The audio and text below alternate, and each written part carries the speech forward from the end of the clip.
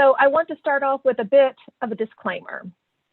So on Mother's Day every year, I am one who is okay whether my children are in the yard with me or not, or my husband is in the yard with me or not. But I want to dig my fingers deep into the soil and start planting my annuals. I always want to start in early April, but we all know what happens in April. Sometimes we have snow and sometimes we have a hard freeze. And so I try to use as best I can my control, but I start collecting annuals so that on that Mother's Day, I can go out into the yard and I can just enjoy good music and a good time. And this year, when I came in for lunch, I told Wayne, I said, well, you know, gosh, I really had wanted to have Eggs Benedict. And of course, I really, with my Eggs Benedict, wanted to have a delicious Bloody Mary. And a nap sounds wonderful. And so I put my gloves back on after I ate lunch. And right before I walked out, he said, now, I just want to remind you, he said, we are hosting an event at the house tomorrow evening. You're working tomorrow. You didn't take the time off. So you're going to be running around trying to get food out. On Wednesday, we have something special to go to for our 18-year-old who was graduating. On Thursday, we had a state baseball tournament, plus we had graduation that night. My mother was flying in from San Antonio, and because of COVID, she hadn't been in for 2 years to visit us, along with a lot of other things that were sort of smattered throughout the entire week that was happening, just which is normal life. And of course, at first I was like, but it is Mother's Day. I should be allowed to do whatever I want to do. But as I went out into the yard, I realized what he was telling me was we're going to be running around like chickens with our heads cut off because you overcommit yourself. And then you're like a crazy woman because not everybody is jumping when you bark. So I am going to start off with that story as a disclaimer that while I'm going to share some thoughts with you, this is something I think about every single day. I live.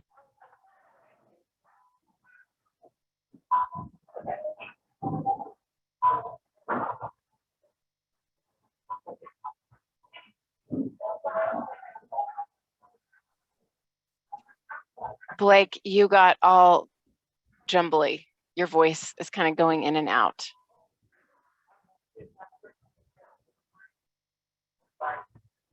Yeah, hang on a second.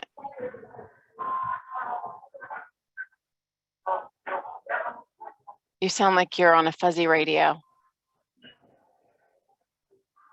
You're definitely unmuted, right? Double check. Okay, can you hear me now? Yes. Yep, you're good now. Yeah. Okay. I think somebody else was interfering with you. I don't know. Somebody else was not muted or something. I was going to say, I could see a lot of boxes popping up. Do you want me to start over? I can. No, you're good. I just heard you got fuzzy background and I was trying to find out who it was that wasn't muted. But I think you just got kind of fuzzy, but you're good now. Okay. So all of that to be said, I ended up not having my Bloody Mary and I didn't take a nap that day. And I knew exactly that my husband was telling me what I needed to hear. So that is my disclaimer to say that I am not perfect at doing this. And I want you all to recognize that what I'm going to share with you are things that I'm always working towards, no different than anybody else. So why is this, something that we are thinking about? And I hope you might have a piece of paper that you might be able to jot some notes on, because these are the three things that I want to talk about today. And I'm going to be asking you some questions because I am such a believer in doing these sort of things and for there to be action on your part that is going to be ignited. I do not want this to fall flat and for you to say, oh, that all sounded great, but this is not going to help me in any way. And so if I do not resonate with you in some way, you're going to have to ping me and to say, stretch me farther, Blake, that what you gave me was not enough. I really want to talk about defining what your balance is between work and life, because I think that that's important. I have met people who talk about the fact, well, I don't have balance, I blend. Well, that sounds like I'm working and I'm living every single moment. And sometimes I just need to be living with my family and I don't need to be working. And sometimes I need to be working and my family has to understand and has to respect the fact that I'm not as available to them during that period of time for which I need to be really focused. And so that may work for you, but we need to understand that and you have to admit to yourself Blending is what's happening. And I say that because sometimes it's a season of life. We all have different seasons of life. When I had little bitty people and I knew they needed me for things that they could not do for themselves, there were going to be some sacrifices on my part that was going to require that balance to not be at a 50-50 or a 30-70, whichever the way I had been living, let's say, as a person with my husband who didn't have children. And so acknowledging and recognizing that it could simply be a season of life. And then, of course, you layer in COVID to this balance. And for many, we've not ever had to work from home. And it's sort of like, how do I put my computer to rest and let my team know that I'm not going to be available to them again until tomorrow morning at 8 o'clock when I clock back in. So really and truly just trying to define what your balance is and what you need in order to be a healthy, joyful, happy person. And why this is important, I want to talk a little bit about that, but I'm not going to start off with that. But I do want to talk about it because when I read an article recently, it resonated heavily with me because I read myself in this article in many ways. And I hope that it will resonate with you as well to kind of go, yep, I need to work on that. And then it's really that creating and what can I do to create and then keep? Because it's one thing to start something, but then to maintain it, as we all know, it's kind of like a really good strategy is only good as it is executed. And that is no different than the balance in your life. So on your own right now, and you don't have to put this in the chat, but you are welcome to put this in the chat. On a scale of 1 to 10, 10 being ideal, like this is almost utopia, and 1 being the worst, where are you on balancing your work and your life?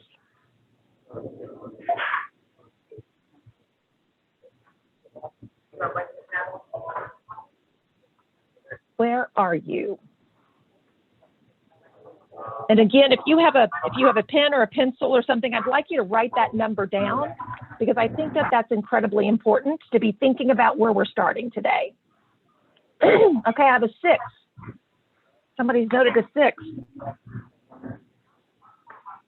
I love seeing that.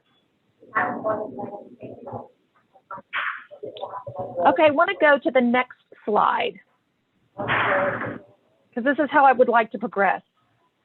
If you had balance between your work life and your personal life, how would you feel? I'm asking about feelings. And again, you can put this in the chat if you would like. It can be 1 word. It could be 5 words. If you had balance between your work life and your personal life, how would you feel?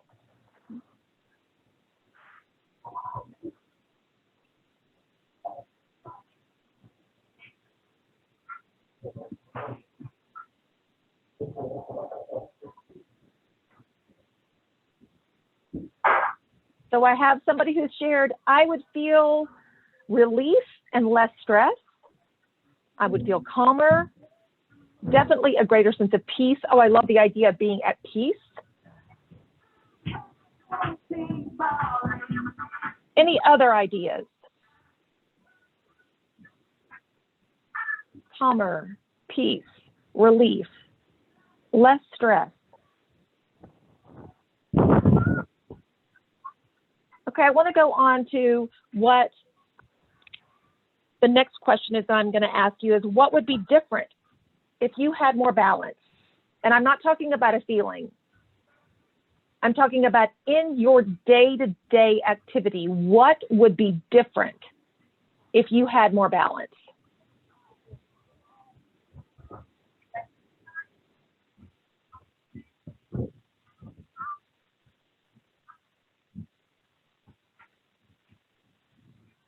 It's kind of a hard question, but I want you to begin, I guess I'm putting on my coaching hat, to really begin to understand what is it that you're so hungry for if you're not feeling balanced. I would make it to appointments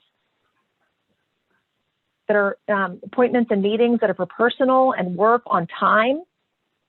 You would feel healthier. I would feel more organized and prepared.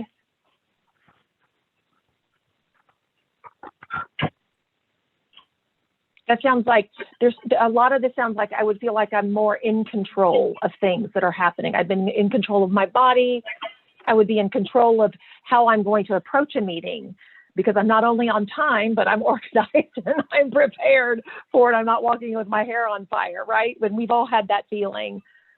Oh my gosh, have we all had that feeling? So then let me go to this last question that I'm going to pose to you all.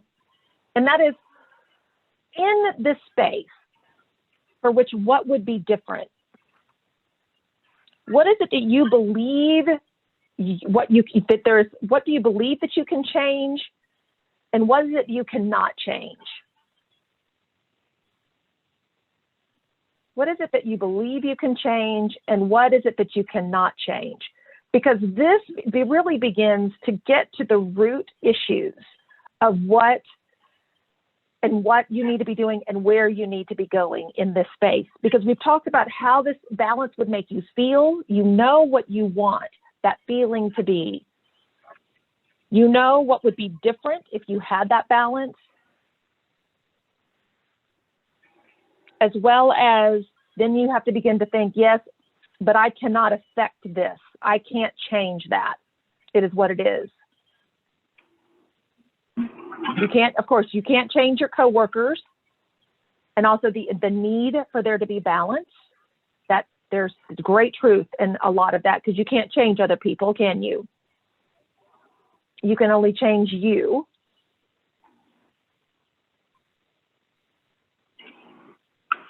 Any other thoughts on this in the chat?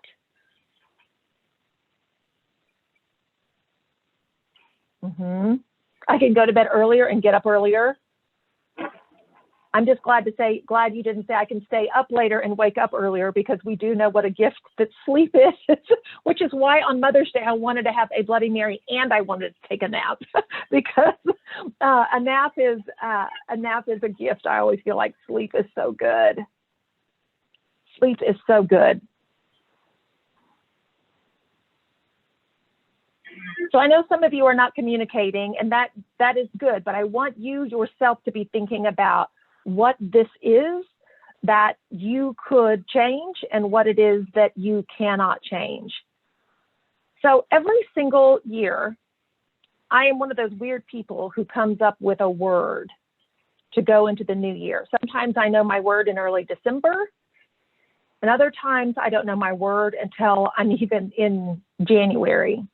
But it's a word that I want to live with me throughout those 365 days. And I want it to resonate beyond that. I want it to go beyond that 365 days, because I'm hoping that my thinking has wrapped around this word enough in everything that I'm doing that it becomes who I am at the very fiber. For many of you, you know that I was at a wonderful PR agency called Mitchell Communications Group. And I had incredible culture, a wonderful team, and began to realize, though, at some point that I needed a change. And I was incredibly honest about this. I started speaking to our CEO about the fact that I had felt I had pretty much run the entire race with them, and that it was really time for somebody else to step in my shoes and be given the opportunity to lead teams with the privilege that I had had. But I also struggled about how do you make that shift, because I didn't want to be on the streets, the sidewalk, knocking on doors saying, hey, I may be on the market soon for a job, and I'm just wondering if you're hiring. One, because I didn't want the negative lens to be placed on Mitchell, because it had nothing to do with them as an agency. They are a great agency. It really had to do with my feeling unsettled and needing a change for me. And as I said, I was being very honest about it. And one Christmas, I need to also put this note in here. I am the sole provider of our family. And so the idea of walking away from something without a job was scary as all get out. And I can remember taking the Christmas tree down on January 2nd. And I thought, I have got to be brave. That is going to have to be what my word is, because I need to make a change. And the only person who can do this is me. Wayne can give me permission until the cows come home. But to pull the trigger, it's going to have to be me to do it. And so that Monday I walked in and I said, I think it is time for me to go. And Sarah Clark said, go where? And I said, I think it is time for me to move along. And so, of course, they were so gracious to me. They knew that my brain had sort of been swirling in this place. But when it comes to work-life balance, a lot of times my words are like this every single year. Last year, my word was nudge, and that is because I realized there are many times I act a bit attention deficit, where I will take 5 projects out on a Saturday morning with the hopes that I get through them all weekend. And usually there are 3 that are still sitting completely undone, and Wayne gets to live with all of that mess until the next weekend when I'm hopeful I'm going to get to it. But it's that idea of understanding where that balance is that I need, and some of the things that I need to be reminding myself of. So that's why my word was nudge last year, because it was kind of like, Blake, you need to be nudged to get it through to the end, rather than stopping mid-course and leaving something undone and moving to something else. You need to really be focused. And so that is what has been important to me along my journey, and beginning to think a little bit more about thinking just a little bit more about what I need to be doing. So if that is the case, when you're overwhelmed, I mentioned to you about Harvard Business Review. So if you're listening and you're thinking, I still don't quite know how I need to get on top of things. Still don't know what I need to be doing. I'm not good at really keeping this priority, and I'm just getting frustrated, or I'm getting mad, or I'm getting sad. These are some of the things that just came out with Harvard Business Review, really specific in some cases to COVID. Sometimes we use the excuse when we're overwhelmed without balance that we tell people that we don't have time for specific things that would actually help you. In a work environment, I can think about the fact that I never had time to interview the people that I needed to be interviewing in order to get them hired, so that they could take some of the load off of me. Or that I didn't have time to do certain jobs because I was doubling up on the work that was already done, making sure that it was done the way I wanted it to be done by another person. Meaning I may have re-edited something, and I'm thinking, I really didn't change the context of what had been written or what had been done. I just wanted it my way. And so instead of giving them the opportunity to be empowered to do it their way, because we still ultimately got to the same end. But just thinking about the fact that you don't have time for actions that would help you. So one of you all put in health. There are great actions that would help us. And I will tell you, my word this year is exercise. I went skiing 1 week and I walked 1 day since January 1st. And that is it. But every single day, what do I think about? That I'm going to exercise, and that I finally got to get my magnet off of my tail end and getting outside and just walking, if nothing else, because I need to be healthy. And so I'm reminded by that, because I need to do that. But what do I tell everybody? I don't have time to exercise. And it's the point is that I'm not making it a priority, and that it's important to me. The second one is probably my most favorite, folks. And we don't let our minds wander. Some of our best thinking is when we allow our brains to wander unintentionally. When we go to bed at night, when we take a shower, when we're driving from point A to point B, that allows our intuition, all of those dusty files, to start pulling themselves together to present to you an answer to a question that you have needed. Or maybe it's to come up and brainstorm with something really creative that sitting down together with a team, you were not able to get there because it was so forced to get to that place. To me, some of the very best results come when you allow that subconscious to release itself and to allow your mind to wander, which means you have to be still and you have to just let it go and unleash itself to think about those things. So when we're overwhelmed, we're so concerned about every single little detail in some cases, or what we're overwhelmed with, we do not take that moment that we need to let our subconscious take over. Also, when we are overwhelmed, we look at that as a sign of weakness. And we all know that it's not a sign of weakness. We all know that when we get overwhelmed, there are just too many things going on. And anybody is going to feel the weight on their shoulders of all of this happening. And so we can't look at it that way, but instead we need to look at it and say, okay, what are the priorities here? Because I cannot do everything all at one time. And I need to begin to figure out what is it that I really should be focused on. We also become less flexible and we become more rigid. I guess I've always loved the saying that your greatest strength can also be your greatest weakness. And in the times in which we become less flexible and more rigid, if you're a perfectionist, just imagine how that comes across when you are really stressed. Or if you're a person who doesn't really pay attention to a lot of detail and you get overwhelmed, imagine how many I's are not dotted and how many T's are not crossed. Or if you're a person who really wants to be accomplishing goals and you're not accomplishing the goals that you want to be accomplishing, think about how you're coming across, because you may be barking at the people around you, whether they're family or whether they're friends or whether they are your coworkers, and it's just because you're so frustrated because things are not happening rapidly enough and you're not accomplishing everything that you want to be accomplishing in the time frame. So just remember that sometimes our greatest strengths become our greatest weaknesses when we are feeling those moments of overwhelmness. And then also, last but not least, and I love this one, is that we shut off emotional support. When somebody says, well, how can I help you? And you say, well, there's nothing that you can do at this point. I mean, there have been times Wayne has asked me that, and I'm like, well, would you like to script the CEO? You're welcome to try to script the CEO, which you all, you may not know my husband, but that's not exactly what he would want to be taking his time to do. But instead, I could be looking to him and saying, but I do need you to do this for the kids, or this would be helpful to get this off of my brain. And so that I know it's being taken care of and I can really focus on the script for the CEO that needs to be happening. It also may mean not asking for help.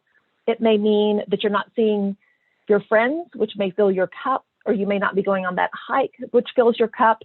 We're not filling our cup up in a way in which we need to when we're feeling overwhelmed, so that we can begin to feel more of that balance.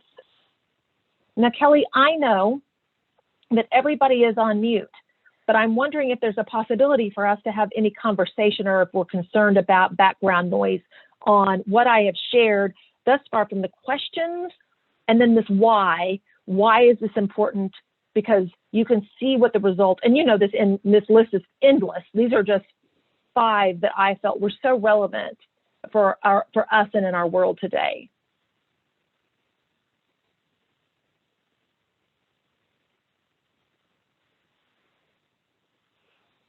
Okay, I see a chat coming in.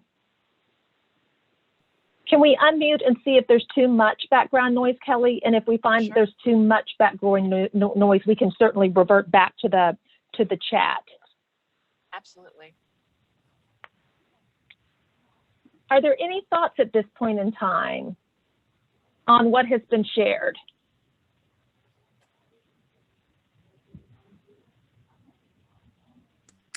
It feels like telemedicine that you've diagnosed us. Well, it takes one to know one, Paula. So I know that's why I said I had to start with a disclaimer, because I'm working on this every day. So these are things, every one of these is probably why I picked it, because I had felt this at some point in time.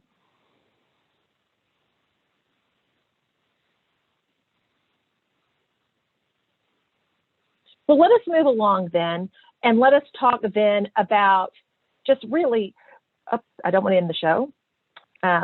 Let's talk about what we need to do. And you've now heard me say the word prioritize a couple of times. And even in managing people, and if you are managing people and they're telling you they're overwhelmed, a lot of times I always say, okay, so what are your priorities right now? And if they say, I don't know, then I haven't been a very good manager, right? I have not looked to them to say, gosh, you cannot do all of this in one day. So let's begin to figure out what the timeline is going to look like on top of the other fires that you're trying to put out on a daily basis. Because we all know we've gotten to the end of our day and our priorities weren't even touched, because there were so many other things that came flying at us at our work day. And so I am big, though, on thinking about what is the priority today that I am going to get accomplished. So first and foremost, I want to talk about self-awareness. I think self-awareness is important in this whole discussion, because you begin to understand what your stressors are. You also begin to understand what your natural tendencies are. If somebody asks me to do something, and this is something I believe in and I love this person, it typically doesn't matter whatever else is on my plate, I'm going to tell them yes. And in the end, I end up disappointing myself, and I end up disappointing that person because I cannot give them what is needed, and I want to be able to give them 100%. So I have to recognize that sometimes I'm going to have to disappoint people on the front end and say that word, N-O, or I say that word not right now, but I will circle back to me because I may be able to help you when the time comes, when that next time comes around, because I won't have as much on my plate that I'm trying to balance. But it's important to begin to listen to your body, to listen to your brain, and to be thinking about what is it that creates this imbalance, and how am I feeling about that imbalance? And am I doing this? Am I self-sabotaging?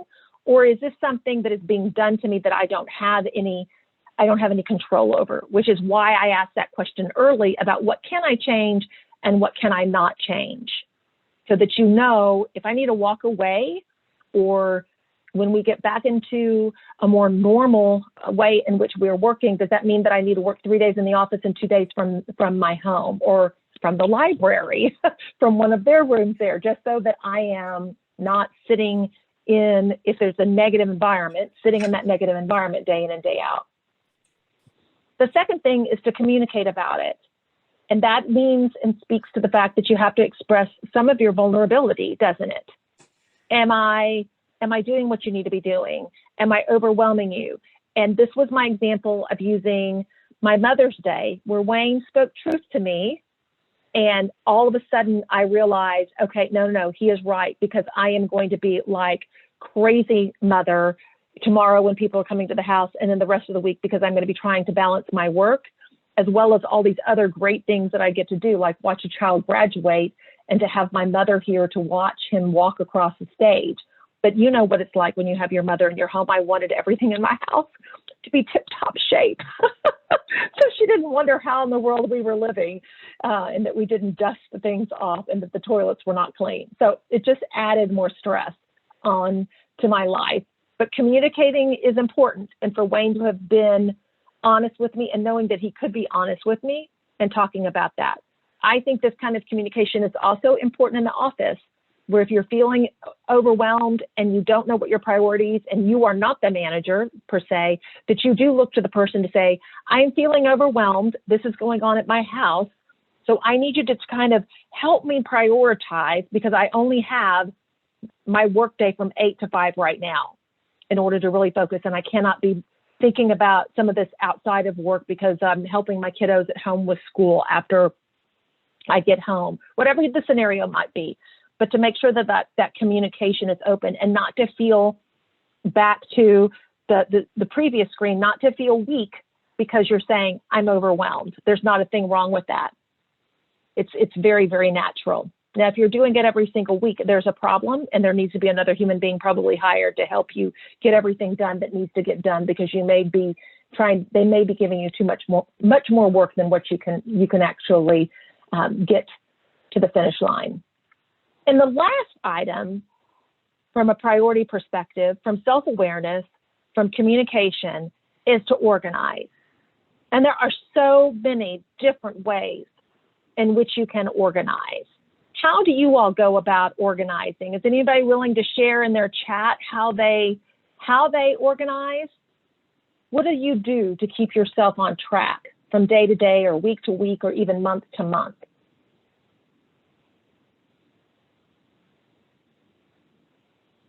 What do you do?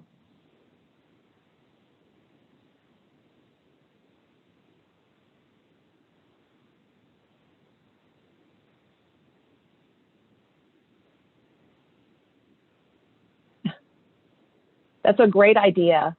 I know. So one of them says, make lists and set up timers and meetings in my phone. Lists. I know sometimes, Judy, I make a list just so I can cross off, and I even put the things I've done that day already, just so I can cross them off to show that I have gotten some things done.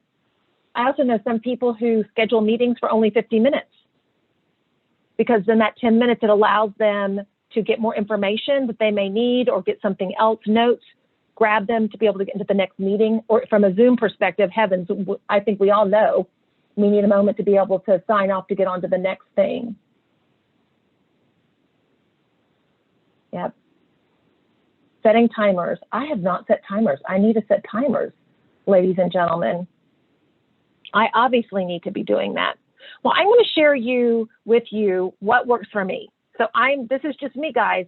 And I want you to know that this is just me, because this is what has worked, and I've been able to make a habit out of doing this. So I do a family calendar every weekend. It is super simple. I've just taken a Word document where I put a table that is literally one column, 7 rows, and I have done this color-coded many times based on the color of the school the child is going to. I have one who goes to Woodland. I have one who goes to FHS. And so it's been easy to do that. And I highlight things. I sometimes bold things that I think kids and my husband are not going to notice. And I put it on the refrigerator. I will oftentimes put a small box that says, these are the meals that we are going to have this week, and we're going to go out to dinner. I'll put OTE for out to eat 2 times or 3 times. Sometimes it's 3 times if we're playing baseball, because we will not have time to come home and for me to throw something together, or for my family to throw something together. That helps me, because then not everybody is coming to me asking me what's happening that day. It also helps because somebody says, well, somebody didn't tell me we were going to have to do that, or that I had a hair appointment or a dental appointment. So while that takes me about 30 minutes, because I have to pull everything together, I am typically the all-knowing person of schedules in the house. And if I ask somebody else to do it, it would be really challenging. And so at least I can get times and dates and everything coordinated. The other thing that I do, and I don't know if you can see it, I have tried everything, guys.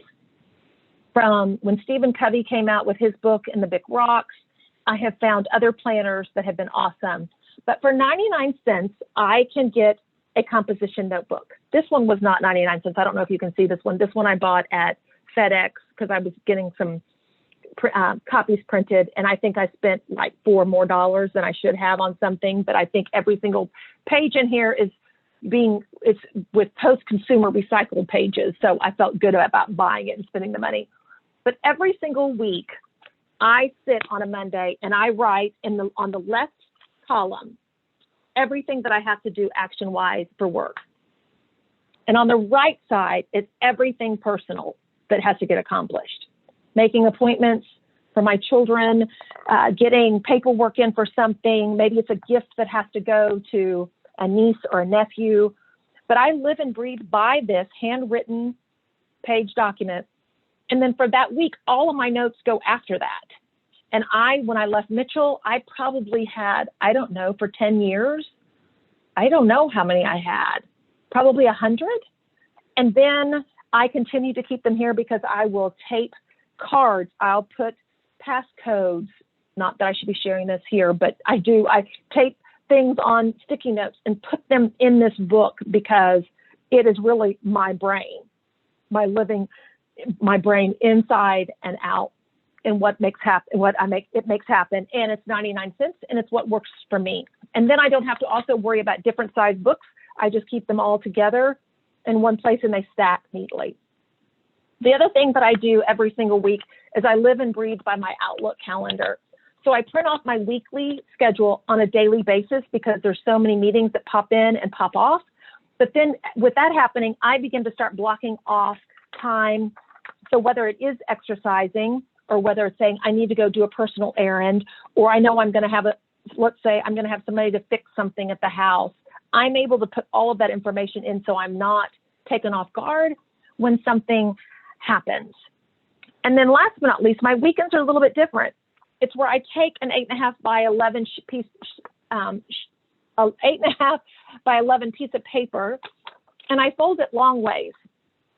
I don't fold it in half across the landscape side. I fold it as a portrait to where it's real long. And on one side, I begin to write all of my action items for the weekend.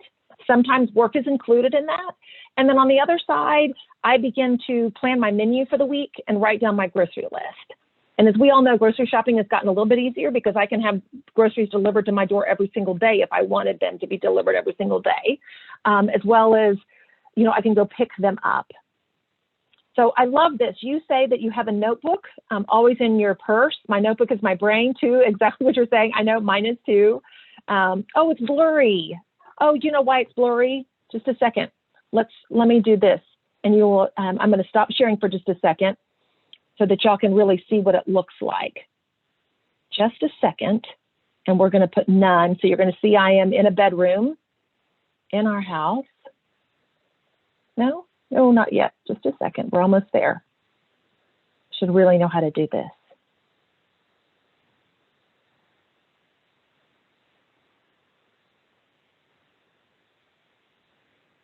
Oh, it doesn't want to stop, guys. Just a second.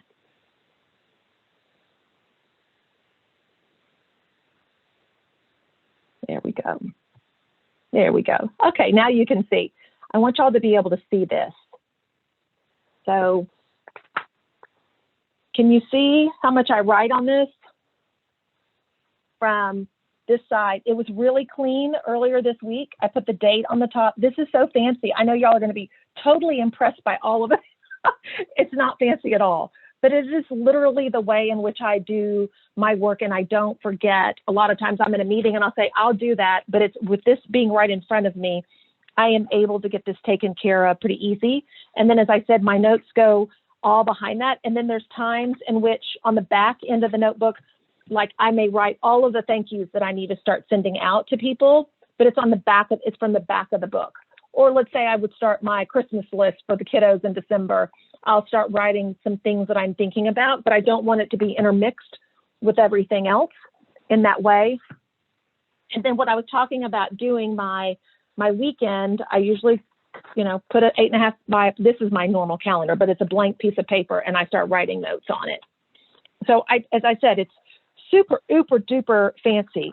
And on top of all of this, I also spend a lot of time drinking coffee, right? In order to make sure that I stay exactly as energized as I want to be able to stay. And then a lot of times it's a rest, to where on the weekends I do know that I need to schedule time so that I can let my body rest. I'm curious. So I love this from Theodore Roosevelt. I've done quite a bit of work for the Theodore Roosevelt Presidential Library up in what is going to be Medora. It's going to be located in Medora, North Dakota. So I always feel like I have to use one of his quotes, and believe you can, and you're halfway there. And I believe that that's part of this. It was like my word brave. I believed that I could do it. I didn't know what was on the other side. And I took the step to make it happen and to believe that everything was going to be okay. And I would want to say the very best for all of you too in prioritizing that if you believe you can, you're halfway there in getting yourself organized and being able to not be so overwhelmed during a time in our life that I think is unprecedented, as we've heard countless times, and that you can do this. And you also have to prioritize and give yourself some grace, because giving ourselves some grace is what is critical in being able to step up to the plate 100% of the time at 100%, rather than trying to spin too many plates as you're trying to step up to the plate and getting halfway there. Okay, I would love questions. So if there's a question in the chat, if there's anything else that you would want to share, if this was helpful, if there was a question that you had as you were coming in and thinking about this idea of making sure that we are finding balance. Think about those 3 steps that I told you, from self-awareness to communication to actually organizing. The organizing to me is the action. It is that communication that I think is important as well in the workplace, that if you're not communicating and you're feeling overwhelmed, that those conversations need to happen, but they cannot happen when you're overwhelmed, because you will be saying something that you may not, you will have wished that you had not said. You need to be very thoughtful. Okay, great. We can all go unmute as well now if y'all would like to. If somebody would like to share Marcella? Yeah, so I don't have I'm 21. I'm 21. I'm very young, so I don't have kids like or anything, but during the pandemic, like I worked as a bilingual navigator and contact tracer for UAMS, as well as working another part-time for the current place that I work at, so a nonprofit called Task. That's based in the area, and was going to school on top of that as well last semester. So I definitely I am I'm like, wow, I'm really young. And I think because I was thinking to myself, like, I'm very young, like I don't have a family, you know, like I live with roommates. I live like my personal life is more like calm in that sense. But there was also a lot of like work stuff happening. And so I think I kind of minimized my like work struggles. And I was kind of telling myself like, well, like you don't have a family, so you don't really have like, I guess like a right to be as like overwhelmed, you know, and or to feel like very like my See, work. you're making yourself feel weak, and you shouldn't feel that way. Because Marcella, you're driven, and you're always going to be driven. If you're 21 and carrying two part-time jobs and school, you're going to be a driven woman. So you're going to have to be thinking about, how do I create that balance? But don't you dare make yourself feel weak because of that. Right. You know. Yeah, and I think it just became like, yeah, I was really drawn to the title of this of the course, of like how to find a balance and how to not like bring work with me. So now I'm just full-time at Task, and I'm working like a side gig for another nonprofit. But it's really because a lot of the work is based in like emails and meetings. There's not like a clock in, clock out time. It's mostly like, you know, like there's always going to be something to do and always something to prepare for. So finding the balance instead of blend of like, okay, like you don't have to be answering emails right now. Like you can save that for tomorrow. So yeah, thank you. A lot of it is self-discipline, or it's prioritizing. You know, people do it all different ways, Marcella. Like I look at my list and I know some people will say, well, this is urgent because there's a deadline and I only have this much time. And this is not urgent, but it needs to get done and they're waiting on me. And then this is something that I can be working on when I have a moment to raise my head. And you begin to prioritize like that. But that's a lot of it is self-discipline, because just listening to you, please don't set yourself aside just because you're 21 years old. You're obviously accomplishing great things. It's then saying, okay, it is time for me to set the computer down, and maybe I need to go, whether it's meditate or exercise or go out for a cocktail with friends or whatever it is that brings you joy to fill your cup up, because we all have to refuel, whatever that refueling is in our lives, whether you have 10 children and you've got 10 jobs, or whether you have 10 jobs and no children and school. We all have to refuel, because it's unhealthy not to refuel. So I hope there's a tip or two that can help you from what has been shared. Definitely. Yeah, I think what I was finding more of a blend instead of a balance, like separation. So yeah, really feeling like work and life were like one and the same. So yeah, thank you. Yes. Yeah, everybody does have their own amount of stress, no matter what their situation is. Yeah, they do. And sometimes it's the stressful times that teach us the most, right? It's the challenge and it's that. But also we have to know that there's an end. We can't carry always, you know, I always know the projects that gave me the greatest fulfillment were those that were super hard, but I could see an end in sight. Like, you know, it's kind of like a political campaign, right? They vote, and then it's over with, and everybody can sort of take a breather before the next thing we have to do. The concern is that stress is sustained over time. And that is something where, again, self-care is so important. If you do have a printed calendar and that's how you lay everything out for yourself, you can see your end date. At least it's just in black and white in front of you. So I always have a printed calendar. as well as stuff on my phone. Yes, I know.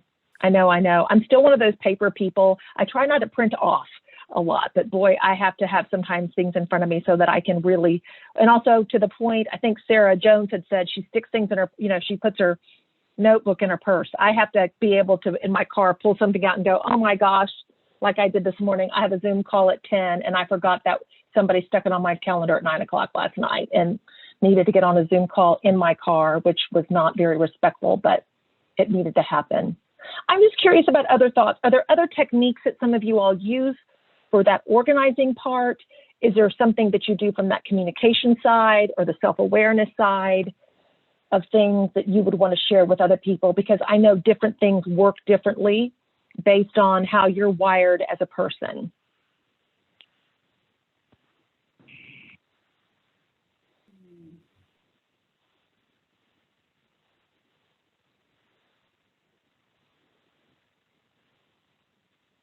Well, I would say at this point, because we have about 7 minutes left, if there is anything that I can share with you all, articles or any information, I will, my family calendar, if you want to see how fancy that is too, I am happy to send whatever I can to you. Again, this was Blake's way of working.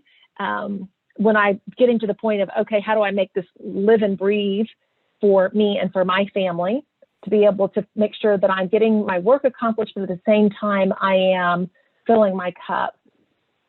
We would like an example of the family calendar. Everybody does look at the fridge. And if you have 3 boys, like we do, everybody is on top of the fridge constantly. I will share whatever I can with you. So, and I will send articles as best I can. I'll send you that Harvard Business Review article because, again, it's very short, but it certainly was very helpful for me to go, oh my goodness gracious, I feel every one of these. So thank you so much for you all participating with me. I'm going to turn it back over to Kelly Haley for her to bring this to a close.